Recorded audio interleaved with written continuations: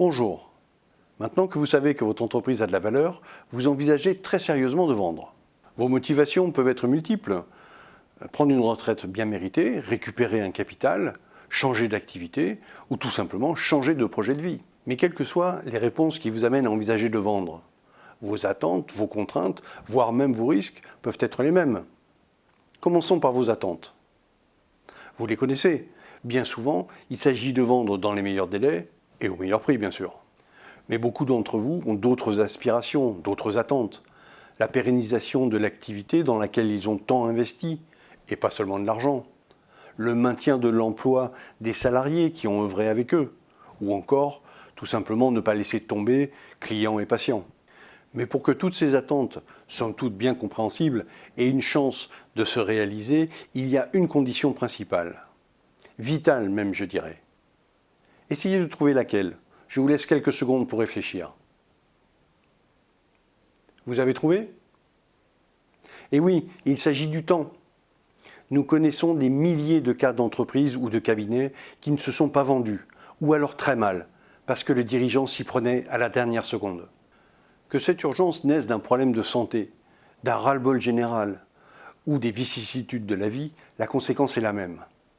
Impossible de trouver un acquéreur à un prix raisonnable ou un acquéreur tout court, quel que soit le prix, en quelques semaines ou en quelques mois.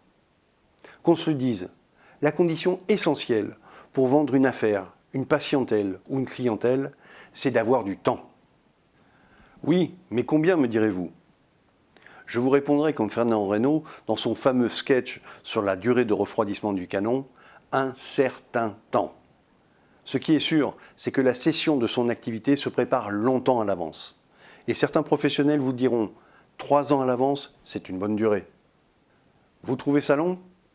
Et pourtant, je vous garantis que vous trouverez le temps très court, au regard de ce que vous aurez à faire, à calculer ou à préparer, ne serait-ce que pour mettre votre activité en vente. Calculez précisément votre retraite, mais aussi vos futurs besoins. Évaluez votre activité et en corriger les éventuelles faiblesses ou les facteurs de risque. Étudiez où et comment trouver un acquéreur, comment préparer un dossier de vente qui vous permette de tirer le meilleur prix de votre activité. Voilà quelques-unes des tâches qui vous attendent. Mais vous verrez tout ça dans nos prochaines vidéos et dans les parcours de formation qui vous sont proposés par vos organismes agréés. Mais il y a un autre point que vous devez préparer soigneusement et longtemps avant la cession de votre activité. C'est l'après. Au même titre qu'un sportif qui ne doit jamais arrêter un effort brutalement, passer de 50 à 60 heures de travail par semaine à une relative oisiveté peut engendrer de graves difficultés physiques, morales et relationnelles. Vendre son activité est un projet individuel et familial. Partager le projet de vente en famille, envisager ensemble l'après, c'est un facteur clé de réussite. Et ça aussi, ça demande du temps. Vous l'avez compris, le mot magique pour la vente ou la transmission de son entreprise ou de sa patientèle, c'est anticiper.